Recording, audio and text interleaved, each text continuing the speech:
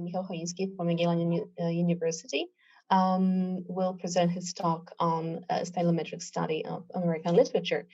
So let me quickly introduce our guest, and after Michal's lecture, we'll have time for Q&A. So keep your questions close to your heart. You can write them down on the chat in the chat box on your right, or you can ask them by raising your hand at the end of our meeting. So Michał Choiński is an associate professor in the Institute of English Studies at the Jagiellonian University, Kraków, Poland. His academic interests include literature and culture of the American South, rhetoric, and digital humanities.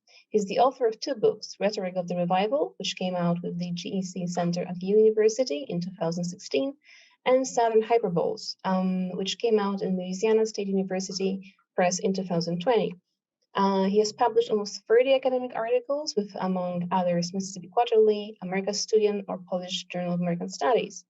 In 2022, he'll be a senior Fulbright Fellow at Yale University, and he's currently working on his third monograph on figurative presentation of homecoming in the South. And his poetry was published in literary journals in the UK, the USA, and in Canada. And his latest poetic volume, Gifts Without Wrapping, came out with the Hedgehog Press in 2019 as a winner of White Label Poetry Competition. So, Michał, thank you for being here, and the floor is yours. Thank you so much for having me, and I'm really grateful to Agnieszka, Marta, and to Paweł Frelik, who, as I understand, will be joining us in a moment for the invitation. I'm delighted to join the colloquium series and to talk about research on American literature from the quantitative perspective. Studying American authorial fingerprints on stylometric study of American literature, that's the topic of my talk. And I need to begin with three preliminary statements. First of all, the work that I'll present here is not my own. This is research that was co-authored with Professor Maciej Eder from the Institute of Polish Studies at the Polish Academy of Sciences, and my colleague, Professor Jan Rybicki from the Institute of English Studies at the Jagiellonian University. And we're both part of computational stylistic group at Polish Academy of Sciences. So I encourage you to take a look at the website. You have a number of DH oriented projects listed there. Also, the research I'll be presenting you with was financed by two Opus grants from the National Science Center, Narodowe Centrum Nauki. The Hyperbole in the Writings of American Southern Authors, that was an Opus project that was finalized last year. And the Language of 18th Century American Colonial Sermons, a rhetorical and stylometric analysis. That was a project carried out by Professor Jan Rybicki and me. So the research presented here was financed by these two projects. My talk will last about 50 minutes, and it will include four sections. First, I'll present stylometry as a research tool, and I'll say a few words about how quantitative study of literature may help qualitative study of literature. Then I'll demonstrate three cases in which stylometric analysis helps the study of American letters. First, I'll show you how authorship attribution can be used to determine who wrote a particular book, and I'll focus on one case, To Kill a Mockingbird by Harper Lee, or maybe by Truman Capote. I'll demonstrate the research conducted by Professor Jan Rybicki and Professor Maciej Eder and myself, which demonstrates that certain sections of the novel could have been written or could have been influenced by Truman Capote. Then I'll discuss a case from colonial times.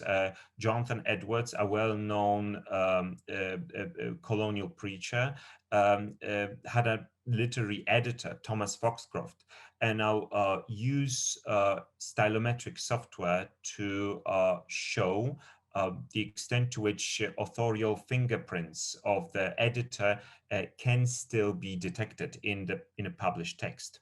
And then I'll use stylometry to present the stylistic markers of regional writing, focusing among predominantly on Southern authors and on William Faulkner and Cormac McCarthy.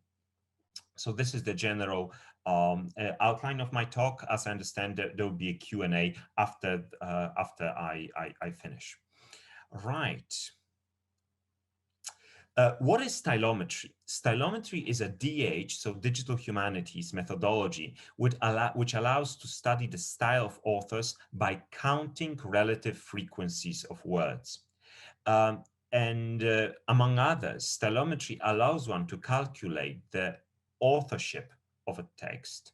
It allows one to measure mathematically complexity and polarity of language used to write a given text, or it may help us to determine relationships between texts.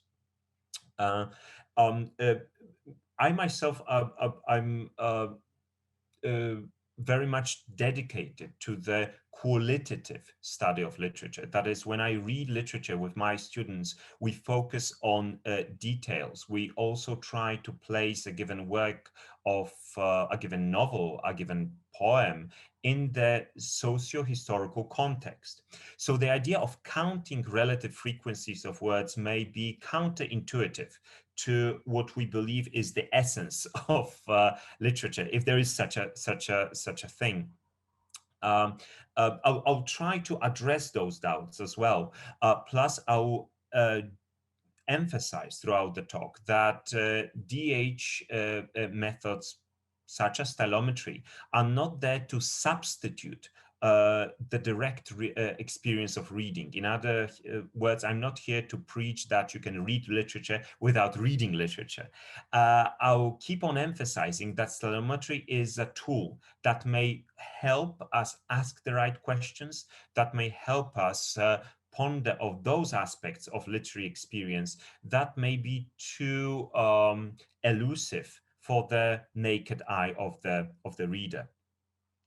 Stylometry, the scary truth is that stylometry works. That is, in a set of texts by several authors, one can group the text by their authors by comparing frequencies of 100, 300, or 500 most frequent words. On the basis of the most common words, academics who use stylometry in their research are able to determine what's referred to as authorial signal, which is sometimes compared to the fingerprint that is left in a text. And the authors are oblivious of the fact that they left such a text. So the patterns, in other words, stylometry focuses on those patterns of language which are invisible to the naked eye. And the method is by no means anything new. Mostel and Wallace used it in the 1960s to determine the authorship of Federalist letters, assigning some of them to Hamilton and some of them to Madison. Also, J.K. Rowling's alter ego, that is Richard Galbraith, because J.K. Rowling wrote not only books on Harry Potter, but also a series of novels under the penman of Richard Galbraith. Stylometry, as announced by Scientific American, stylometry helped to determine the authorship of these works. stating that the author of the Harry Potter books has a distinct linguistic signature that betrayed her as the author of those other books, which she wanted to write as it is understood, without people associating them with Harry Potter. How does stylometry work exactly? Well, the first question that one needs to ask is, what does it mean actually to read literature? In our lifetime, we can only read 12,000 books, and that's it. This is our biological limit. And this presumes that we read about 2 books per week, which I personally am not able to do. So I'll probably pass having read about 7,000 novels, more or less. And to put it in some sort of context, there is about 3,000 novels published in the Polish literary market alone per year. And during the Victorian period in England, about 50,000 novels were published. So that's about 11 lifetimes of reading. And do I need to read all these books in order to talk about Victorian literature? To what extent my reading of about 50 novels from the Victorian period is representative of this opulence of works? So Matt Jokers in Microanalysis asks, do I need to read all the novels published during the Victorian period to talk about Victorian literature? Since some patterns become visible only if we scale up, there is a number of voices that are left unheard. There is a number of books that are left unread. And we never in the history of mankind have we had access to so many texts. So I don't think we fully realize the ramifications of the digital revolution, right, that we're facing. That is, we may end up depending on digital tools, not to maybe read books for us, but to help us navigate through this ocean of literature that is simply overwhelming, especially since, well, we all know that to read through all the works of a given author, well, that's a few years of reading sometimes. So if you want to see patterns, large patterns, these are decades of reading for one person. And at a certain point, the task is impossible if that's just one person. Stylometry can help us overcome these limitations. William Faulkner in Light in August writes that sometimes the narrator says, sometimes I think there must be a sort of pollen of ideas floating in the air, which fertilizes similarly minds here and there. I've been thinking about the metaphor of pollen of ideas a lot, Faulknerian idea of the southern idiom being enhanced or permeated with those tiny little grains of suddenness. And when we read literature, we're actually confronted with pollen of words, right? And what you have here, this is a screen prepared by Professor Jan Rybicki. This is 100 most common words in Anglophone literature. You may be surprised to discover that these are basic function words, the very basic building blocks of language. There are no grand words such as love, hate, God. These are pronouns, linking devices, articles.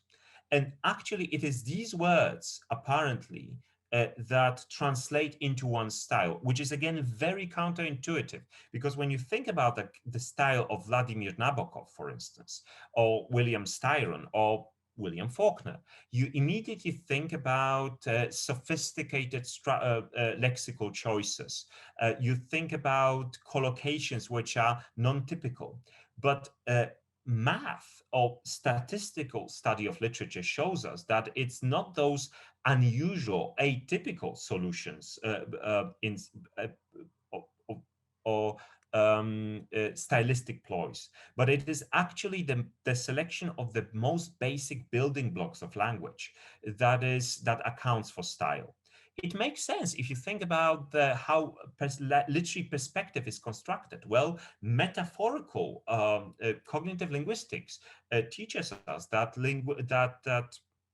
metaphors are built out of prepositions, right, which account for metaphorical spatial perspectives, among others. Pronouns translate into the relationship between the narrator and other between particular characters in a story. So it actually makes sense that these are very basic building blocks of language account for the invisible authorial fingerprint. Now, what you need to do is you need to build a list. You need to break the novel into lists of words, and you need to use John Barrow's delta to calculate, to work on the relative frequencies of words. What you end up with are strings of numbers.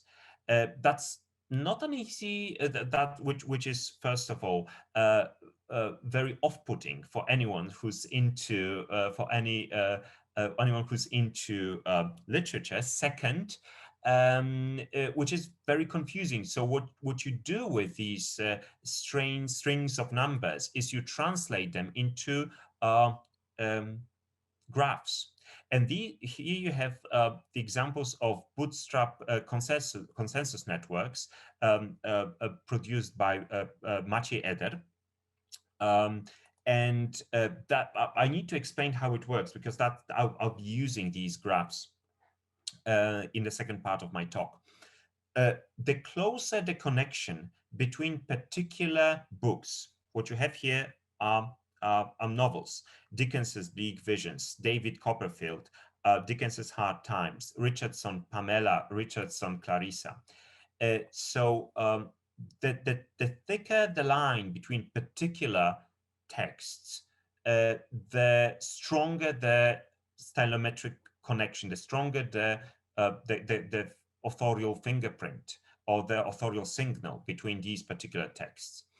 And the way these texts are positioned relative to other texts shows the likeness of style relative to whatever's in the background. The thick red lines between Dickens's Bleak Visions and David Copperfield and Dickens's Hard Time, so that's a proof that, well, it's Charles Dickens who actually wrote those three texts. And the thick line between Richardson Pamela and Richardson Clarissa, again, that shows beyond any shadow of doubt that it was Richardson who wrote these two texts.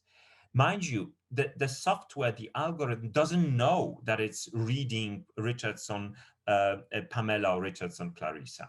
It only counts the relative frequencies of words, and based on that, it points to the likeness of style between these texts. We can obviously scale up.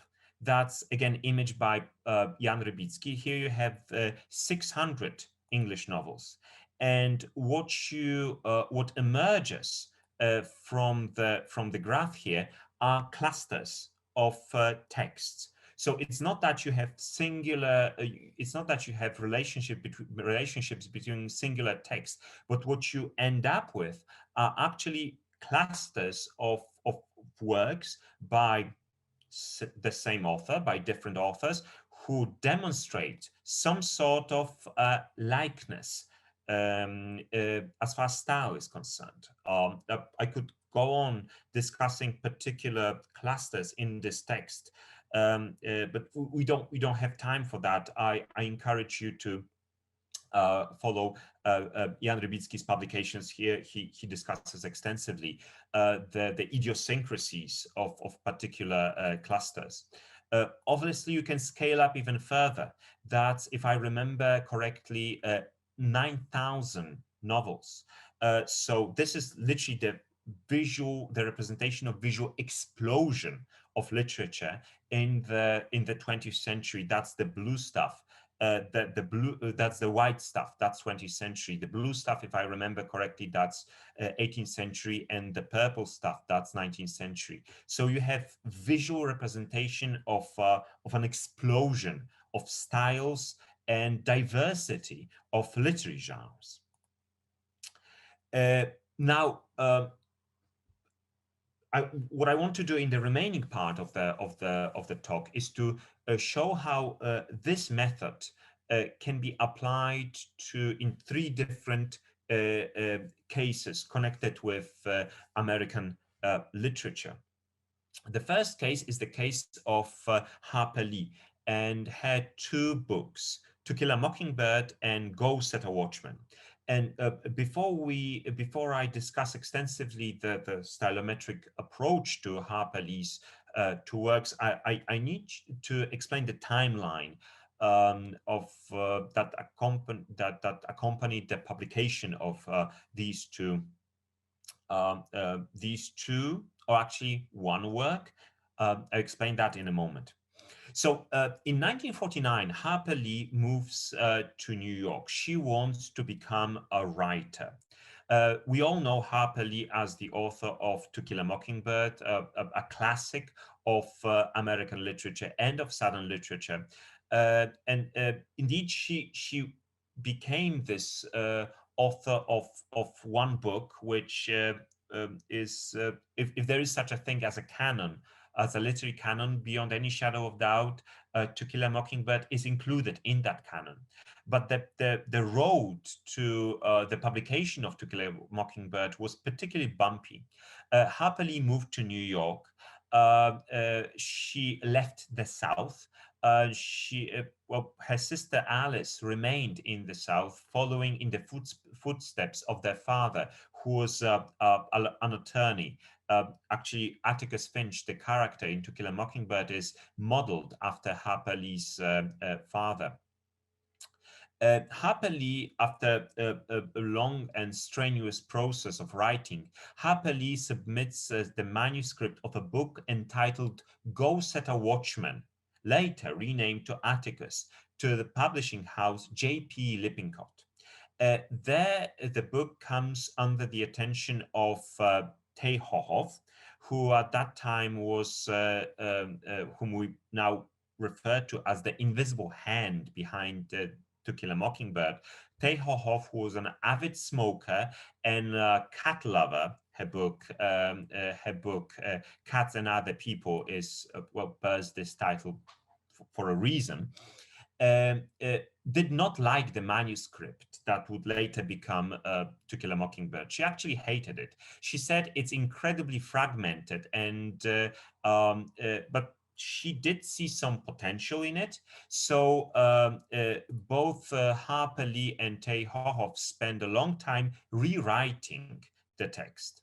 That was a turbulent process. At a certain point, Harper Lee, really frustrated, approached the window of her apartment in New York and just tossed the pages out, saying that she's done with it and she hates the painful process of rewriting. She called Tay Hohoff, telling her that she quits. Tay Hohoff, I imagine her smoking a cigarette, asked Harper Lee to compose herself, just get down, get to the street and collect the pages of the manuscript and start rewriting. So it was a long, strenuous process. At that time also, Truman Capote, who was by that time already a published author, he published Other Voices, Other Rooms earlier, and who was, curiously enough, Harper Lee's childhood friend. They actually portrayed each other in their novels.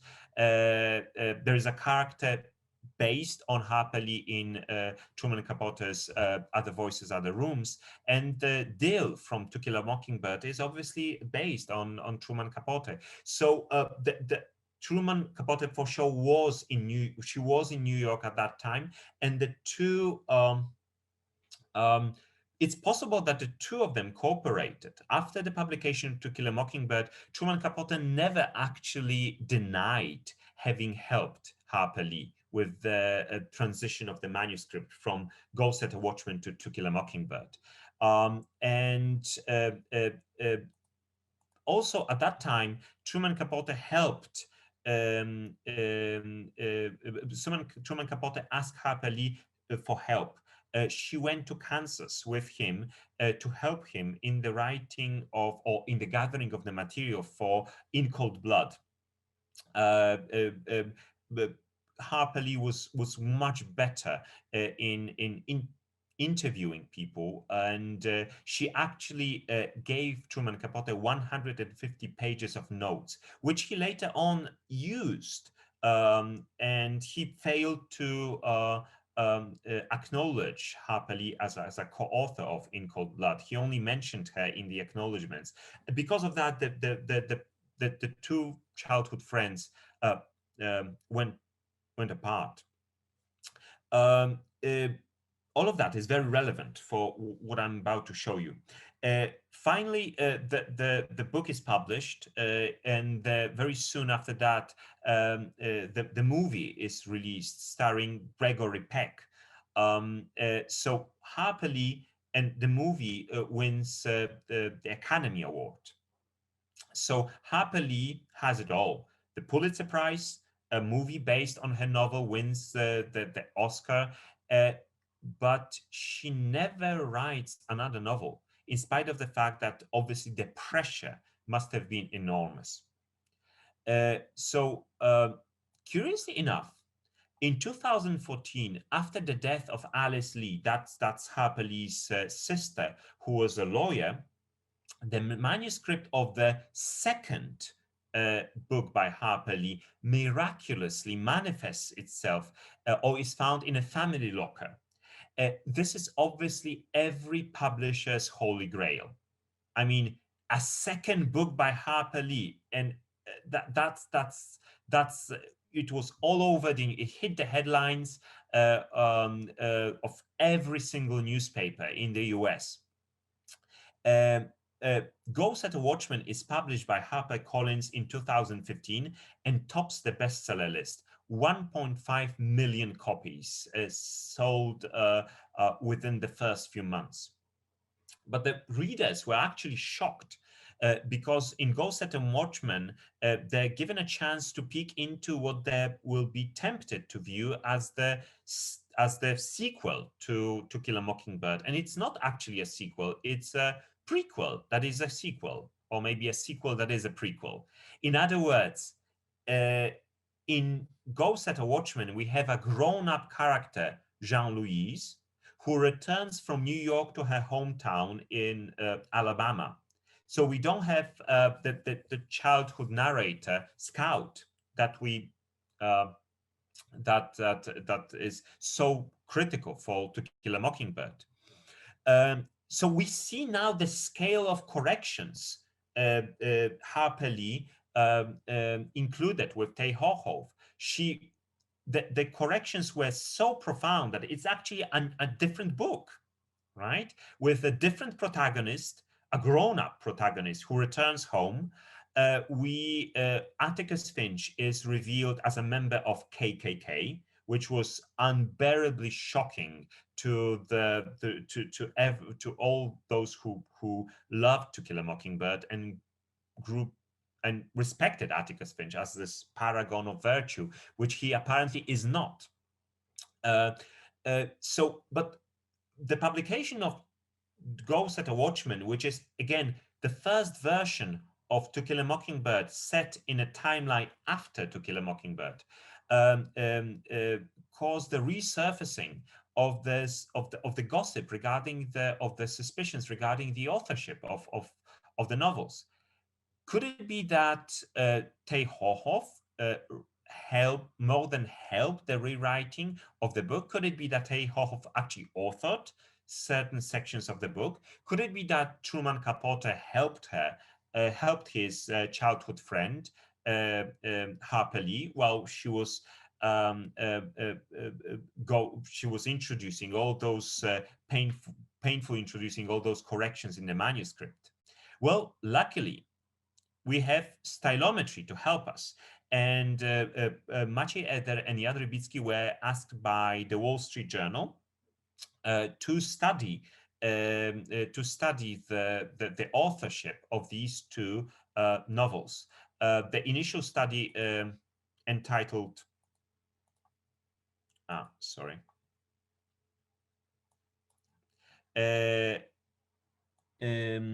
Go Set a Watchman While We Kill the Mockingbird with Cold Blood was published by Maciej Rybicki, Jan Rybicki and Maciej Eder, and I was invited to join the research team later, and the final article published with Mississippi Quarterly was also, I was the co-author of that publication.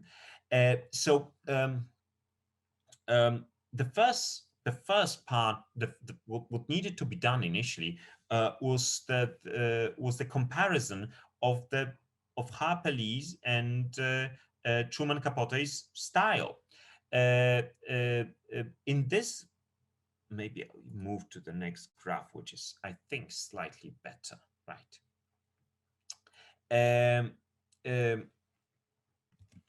Here you can see that as far as authorial fingerprint is concerned, Harper Lee's Go Set a Watchman and Harper Lee's To Kill a Mockingbird, beyond any shadow of doubt, was written by the same person. So we can put all the speculations about Truman Capote writing the book, or Tej Hohoff, more than just editing, but actually writing the book. We can put all those doubts to rest. What is interesting, though, is this link between Harper Lee's Go Set a Watchman and Truman Capote's In Cold Blood. Could that be the smoking gun of Truman Capote's appropriating those 150 pages of the text by Harper Lee into In Cold Blood? Could this be the residue of him taking parts of the text and using as his own? Well, that's actually possible, but beyond beyond any shadow of doubt, as far as the authorship of these Go Set a Watchman and To Kill a Mockingbird is concerned, the text was written by the same person. There is more, though, as I'll present in a moment. By the way, we do see clusters of other authors. We see Faulkner's writing, Faulkner's novels. We see Styron forming another cluster. Glasgow. We see also Eudora Welty's novels, texts forming a different stylistic cluster. So this is a rather neat graph, in the sense that it acknowledges the distinct styles of all those authors. However, if you use the method called rolling classify, there is another aspect of To Kill a Mockingbird that becomes particularly interesting. What you have here is what rolling classify does. It compares the fragments, 5,000 words long fragments of the novel against one another. So it's a tool that allows you to detect if particular sections of the text were possibly altered by somebody else. So what you have here, the graph that you have here, which is taken from the article that we published with Mississippi Quarterly. What you have here is a comparison of three authors. The red stuff, that's Truman Capote. The blue stuff, that's Tej Hohoff. The green stuff, that's Harper Lee, pure Harper Lee. And by pure Harper Lee, we mean Harper Lee that wrote Go Set a Watchman before it was contaminated by Tej Hohoff and Truman Capote.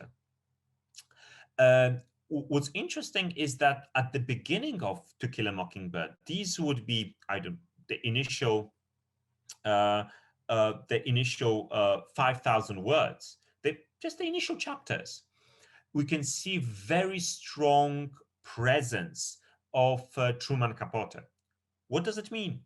Could it mean that while Harper Lee was writing the opening chapters in New York, she asked Truman Capote to help her out, to come over, and the two of them reminiscent about their common childhood in Alabama? They were literally neighbors back home. So could it be the leftover from Truman Capote actually helping Harper Lee to write these opening sections? That's a possibility. In the next fragments of the text, you can definitely see Tay Hohoff's interference with the text. There is the signal that's interchangeably Harper Lee and Tay Hohoff. So this is the direct outcome of Tay Hohoff editing or helping Harper Lee with the editing of the text. And these long passages in the middle of the book, that's Harper Lee. That's by no means contaminated by Tay Hohoff. So the stylometric reading and the usage of rolling classifier actually allows us to rethink the history of To Kill a Mockingbird, and it allows us to look for connections with Truman Capote and Tay Hohoff that we that we could early on only speculate about. Now we have math to prove it. Now, another case. I have 15 minutes. Okay. Jonathan Edwards. Jonathan Edwards, whom we know as the author of the most famous / infamous sermon in the history of American literature, Sinners in the Hands of an Angry God, a fire and brimstone preacher who was a theologian, active particularly during the Great Awakening between 1739 and 1744. Jonathan Edwards's writings are the corpus of Edwards's writing is overwhelming. It's 73 volumes published by Yale, with 1,200 sermons and about 4,000 letters and dozens of treatises. It's quite a challenge to read one's way through Jonathan Edwards's corpus, all of those texts are available via Jonathan Edwards Center at Yale University. And the online repository there, according to Philip Gura, the editor of New England Quarterly, is, quote, the most important such editorial project in American culture history in the past 50 years. But the corpus is incredibly diverse and complex, and not only because of the convoluted rhetorical form, but because of the dense, because of the context, theological, social context. How do you navigate through this text? And are there any literary mysteries connected with that corpus? We were invited by Professor Kenneth Mickema from Jonathan Edwards Center to use stylometry to study Jonathan Edwards's corpus. I had a pleasure of browsing through the manuscript. That's my desk from Beinecke Rare Manuscript Library at Yale, and the reading of the fragments of the actual manuscript of Sinners in the Hands of an Angry God was quite an interesting experience.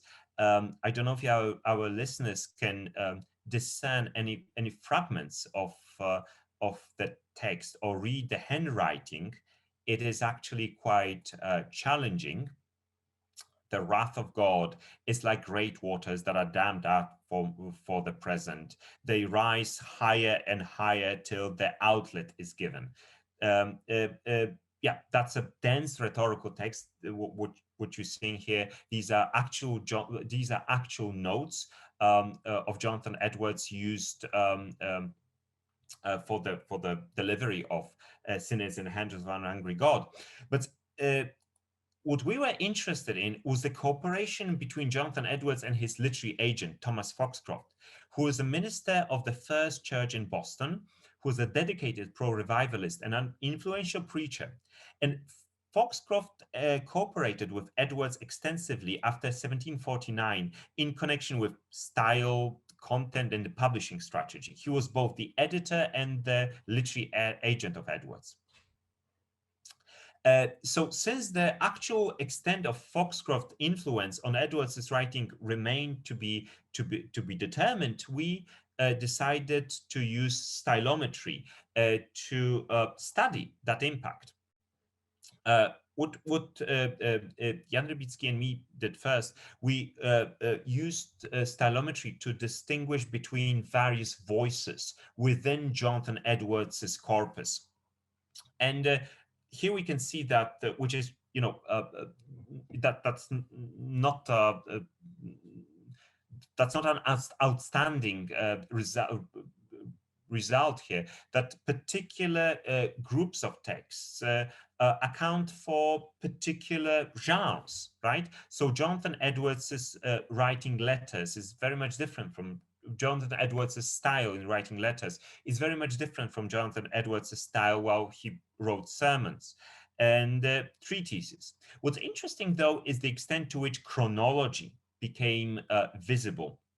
As you see here, the groups of text from 20, 20, 17, 20, 23, 23, 29, 39, 42, 34, 38, they align quite well, which is a mathematical proof for the development of Jonathan Edwards' style. And again, stylometry is not here to read for us, but to help us ask the right questions. So what a historian of literature needs to do right now is to take this graph and confront and read or reread those texts, pondering on how exactly Jonathan Edwards' style changed over time.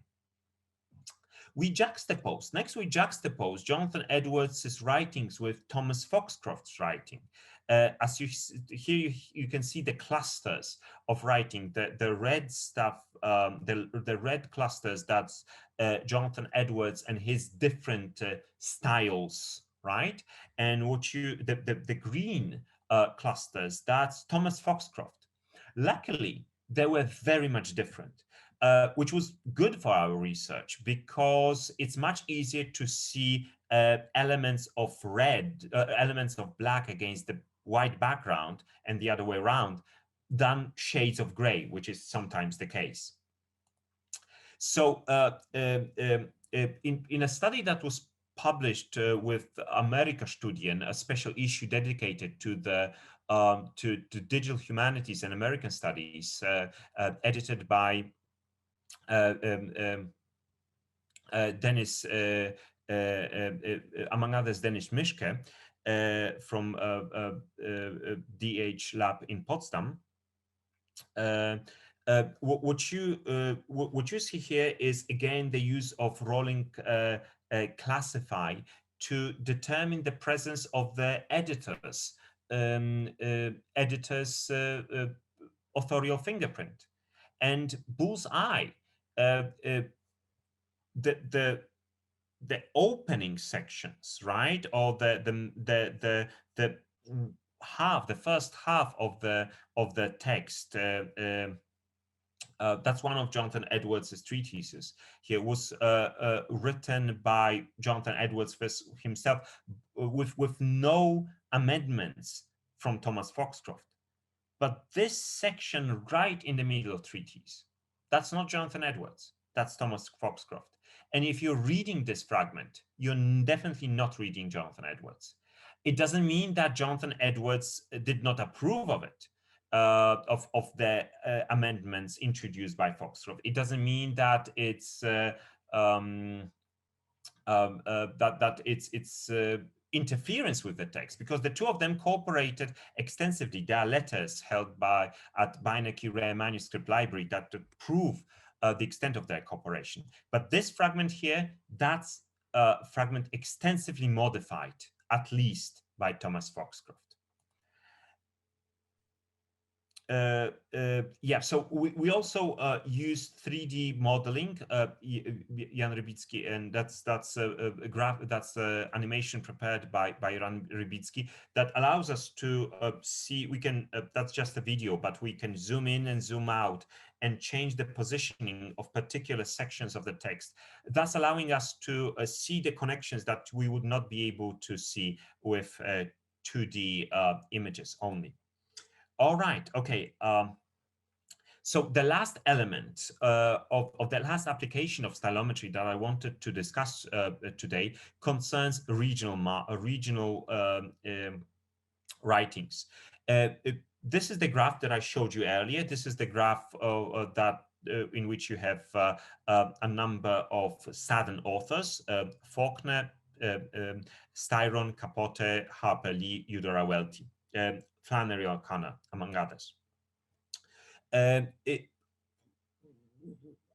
We became interested in whether it's possible to determine regional markers through the most common frequencies of words. And the study, Computational Criticism in Contemporary American Southern Fiction, was presented at two conferences already: Southern Studies Forum in Denmark in 2019, and the joint conference of European Association for American Studies and British Association for American Studies in London in 2018. I don't have much time, so I'll be very brief. What was done for the purpose of this study is particular authors were mapped as Southern and non-Southern. Then Southern authors were common stylometric denominators for the Southern authors were established, and then software was as if asked to determine whether particular authors match that that set of stylometric characteristics or not. In other words, within this, there was an attempt in this study to determine, to find a marker or a test for Southernness, objective mathematical test. And it's interesting to see not only chronology. We have here Kate Chopin, Ellen Glasgow, Margaret Mitchell, Catherine Ann Porter, Eudora Welty. All of those are female authors, so a matter of gender. That's another interesting element of stylometric studies. Again, Jan Rybicki has published on it extensively. Apart from chronology, however, we have a very interesting cluster of authors that you will recognize as obviously that you recognize as Southern. You have Flannery O'Connor here, you have Faulkner, you have Conrad McCarthy, you have Harper Lee. According to the stylometric software, these are typical, if not prototypical, Southern authors.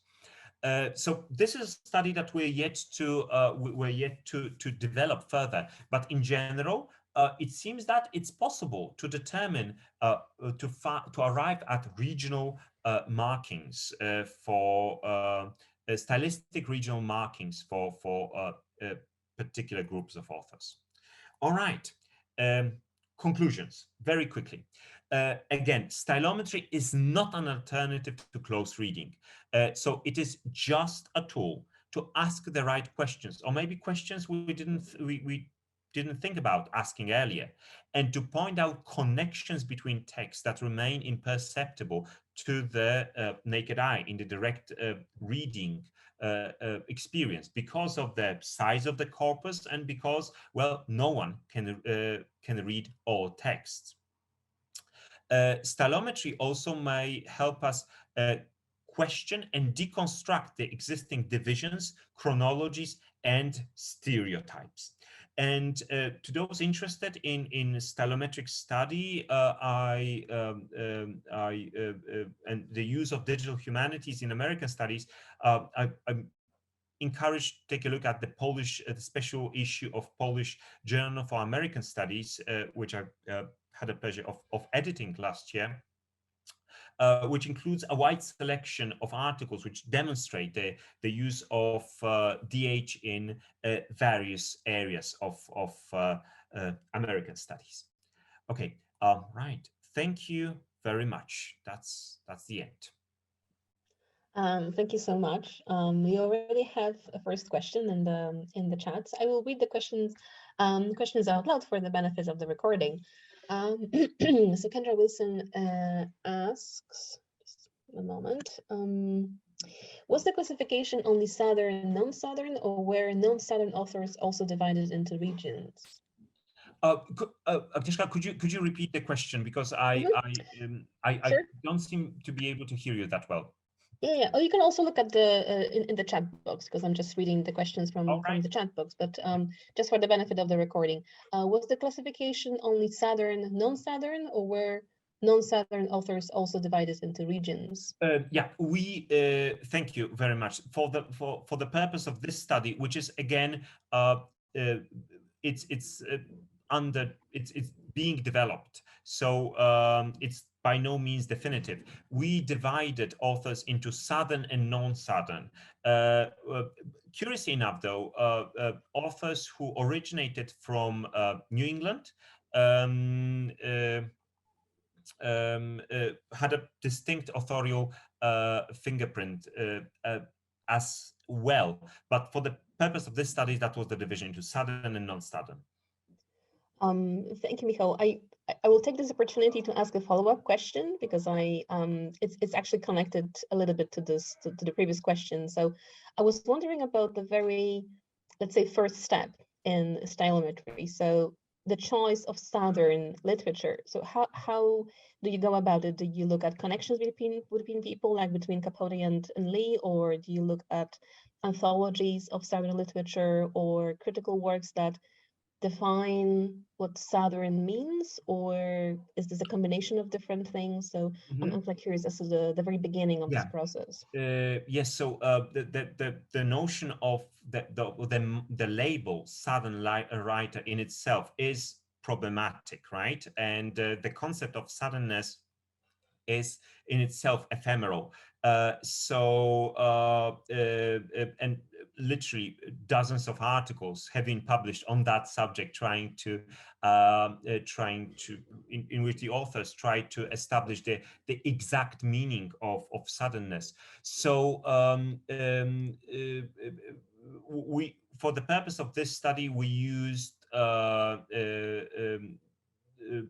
anthologies, but also geographical factors. So whether a given author is published in the South, was published in the South, whether the novels take place in the South, and whether the author is originated from the South.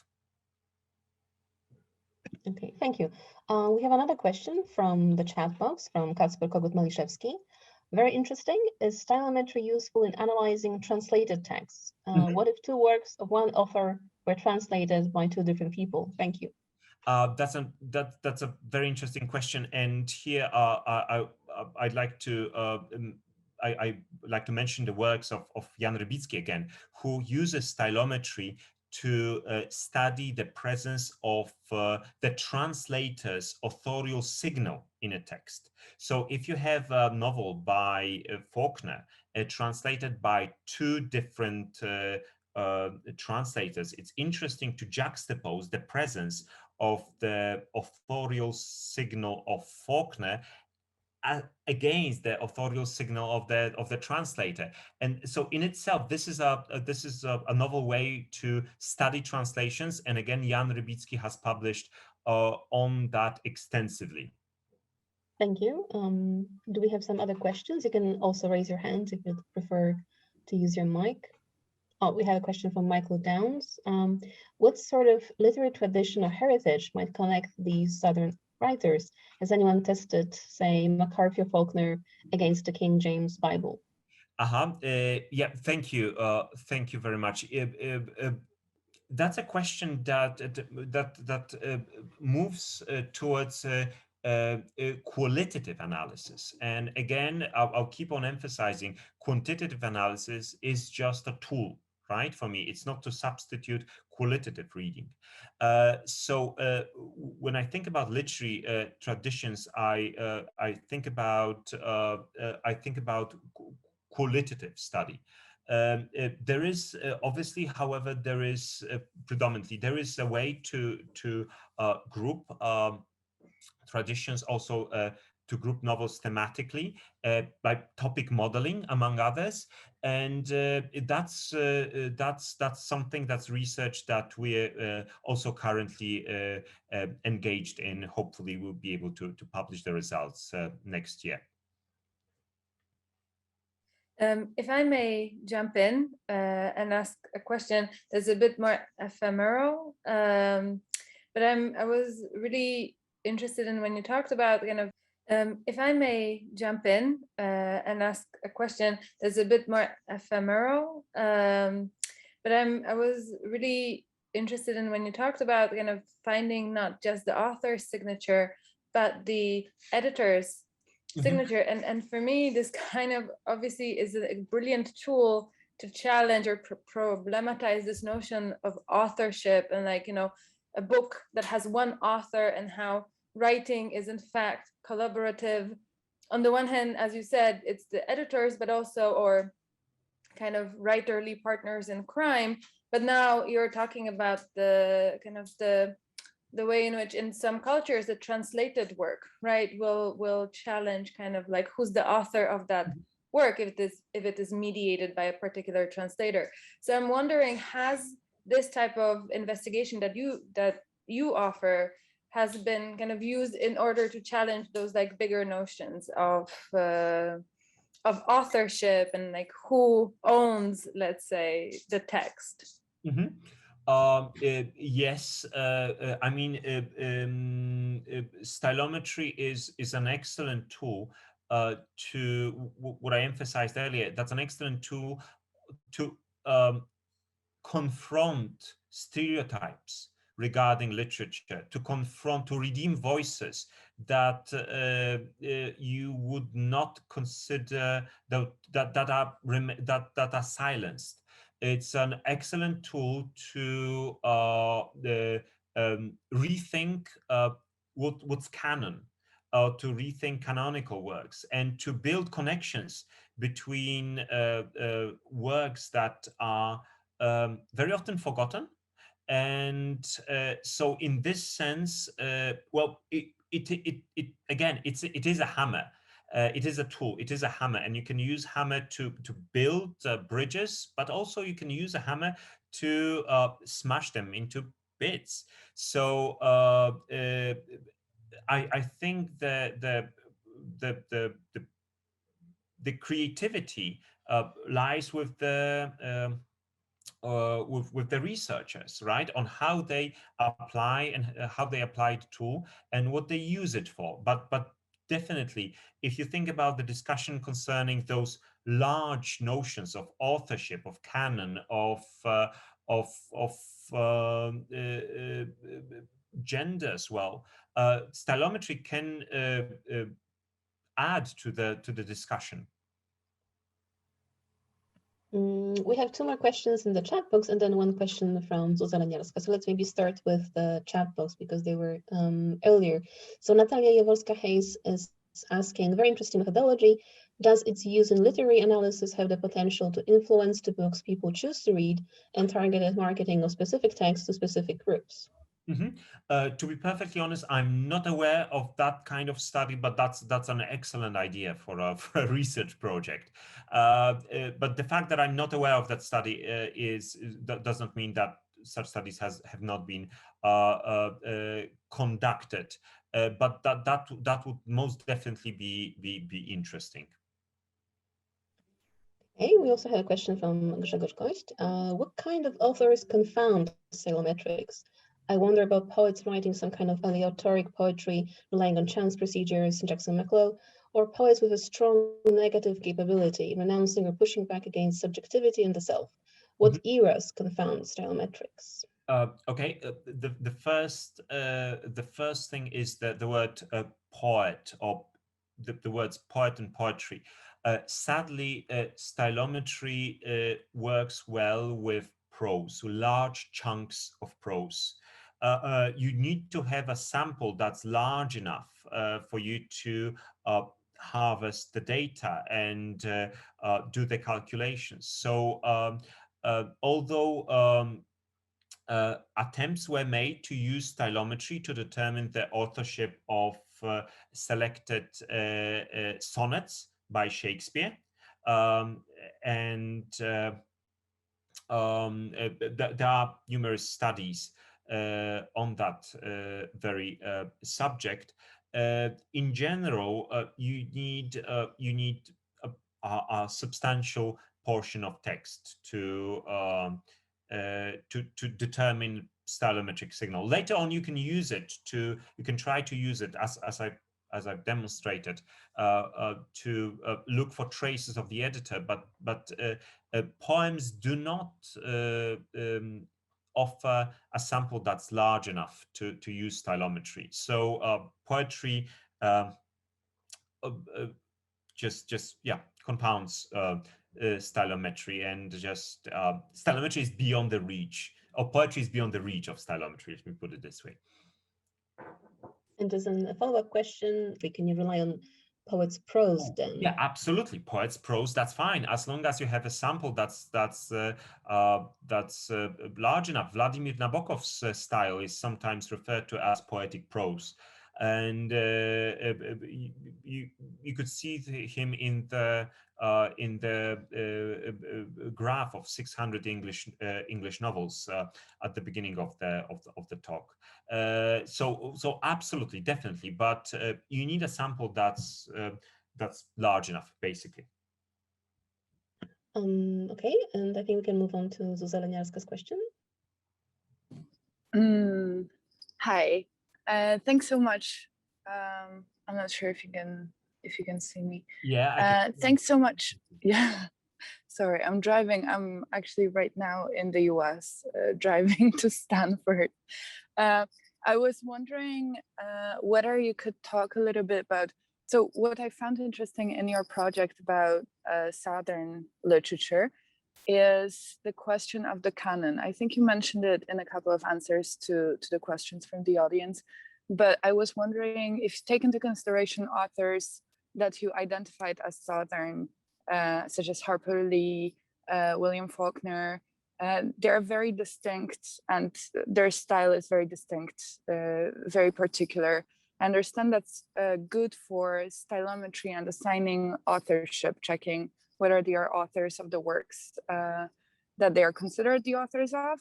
But also I was wondering, what is the probe that you took into consideration when you were doing this project? So are those only like canonical authors that are connected to the canon of Southern literature, or were you taking like a larger body of works that are also perhaps not considered to be significant from today's perspective, whether you were taking into account all the works that were published in the South in a given time frame, or were you only concentrating or focusing on the authors that, because what I was thinking about is when you mix the style of Faulkner and Harper Lee, that doesn't necessarily say that this is a Southern style. It says it's a very distinct style of those two particular authors that we know to have a very distinct style. So I was wondering, like, what is the methodology behind assigning this Southernness, and whether it's based on a body of works that are considered from today's perspective as canonical, or is it a larger body of works that are perhaps unknown to us? Because this is what I personally see as the biggest advantage of digital humanities, is taking into account the works that we would never read because they're not canonical. So it's a very good tool to undermine canon and what people were actually reading at the time, and what is the influence of the canon on our imagery of that given time, especially in the past. So thank you. Yeah, thank you so much for this question. Actually, two questions. First of all, I'm personally very much interested in Southern literature. The notion of suddenness from the qualitative point of view predominantly. My latest book, published with LSU Press, Sudden Hyperboles, is focused exactly on the figurative aspects of suddenness. Now, first of all, the first problem in terms of methodology concerns accessibility of those texts. So take Jasmine Ward, for instance, right? Or take Saidiya Hartman. Both Southern authors, but their works are protected by copyrights, and you cannot access them, right? So there's limited pool of works that you can study with stylometry. Also given the copyrights, because you need to have the text in digital format and you break it down. So some publishers may have reservations towards such an operation. Regarding the canonical status of those authors, yeah, at that stage of the study, we focus predominantly on earlier literature, that is early 20th century writing. So that's why the presence of Faulkner, Flannery O'Connor, not so many more recent writers, but we plan to develop that study further. Thank you so much for having me and for the invitation to talk about stylometry and American literature. If there are any other questions, I'm available via email, and I would gladly answer any queries. Thank you so much for having me and for the invitation. Thank you, Michał, so much, and thank you everyone for joining us today. And remember, our next meeting is in 2 weeks' time on December the 2nd. So stay tuned on our website, and have a nice evening. Bye-bye.